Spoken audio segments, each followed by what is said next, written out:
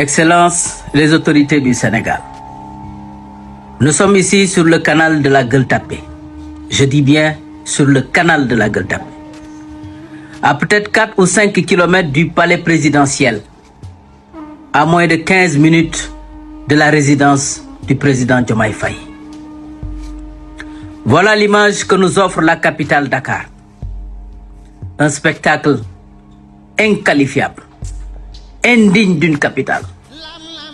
Malheureusement que nous avons fini par accepter, par tolérer comme étant une fatalité de notre destin. Bu fekkoon dafa yam sax ci grand taxi, mais nous allons vous montrer l'exemple de la rue 5, à 10 minutes du palais présidentiel, sur une courte distance de 300 mètres. Regardez par vous-même comment le trottoir est devenu misérable et miséreux. Qui, au moins, il essaie de se protéger de l'envahissement en mettant un aménagement, en mettant des blocs de béton pour parer à l'inacceptable.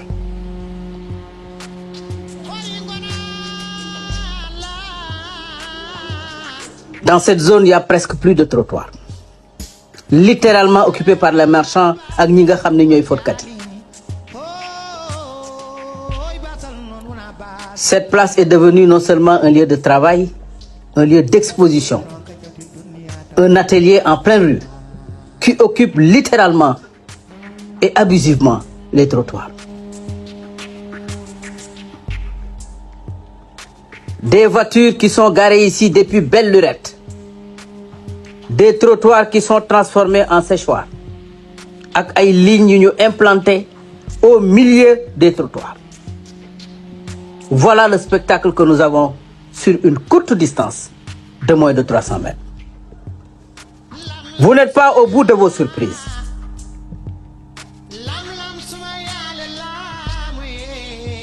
Fii ngay gis nii dañ ko transformer en un lieu pour nettoyer des véhicules et des motos. Ñu carrelé pratiquement trottoir bi. Ils ont mis des prises de courant, un système de pression, et c'est là qu'ils nettoient pratiquement les véhicules. Li ngeen di gis mu mel ni un système d'évacuation, c'est un leurre. En fait, l'évacuation, elle se fait le long de la voie publique. Un fast-food ambulant qui occupe, je ne dis pas les trottoirs, mais la rue, 24 heures sur 24.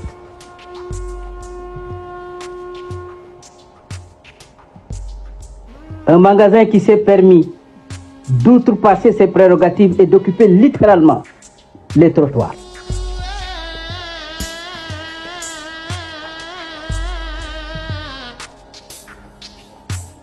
Une école, encore que là c'est acceptable, s'il a une autorisation dûment offerte par la mairie pour permettre aux enfants d'avoir au moins un espace de jeu. C'est tolérable.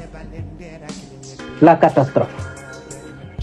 Un groupe implanté en regard de la pharmacie. On ne sait pas s'il a une autorisation ou non, mais avec un spectacle digne d'une favela. Monsieur le ministre de l'Intérieur, bëgguñu nga échoué. Opération déguerpissement yi nga xam ni moom nga tàmbali, nous attirons votre attention. La direction du cadre de vie n'a pas les moyens humains et matériels de régler ça. Collectivités locales et territoriales yi nga xam ni tu veux t'appuyer sur eux, c'est les principaux responsables de cette situation. Ñoom ñooy bàyyi, ñoom ñooy tolérer l'inacceptable. Naturellement moyennant de l'argent, ay 10 000 ak 15 000. Donc c'est pas eux qui vont régler le problème. Le problème a besoin d'autorité et de force. Il faut utiliser la force publique, la police, la gendarmerie, les moyens militaires du génie militaire pour régler cette situation à Dakar. Lu ko mooy, les Jeux olympiques vont se tenir, gan yi dinañ ñëw et ils constateront ce qui se passe à Dakar, le désordre, l'anarchie, la saleté. Et tout ça ne relèvera que la faiblesse de l'autorité de l'État. Ñoo ngi leen di gërëm di leen sant.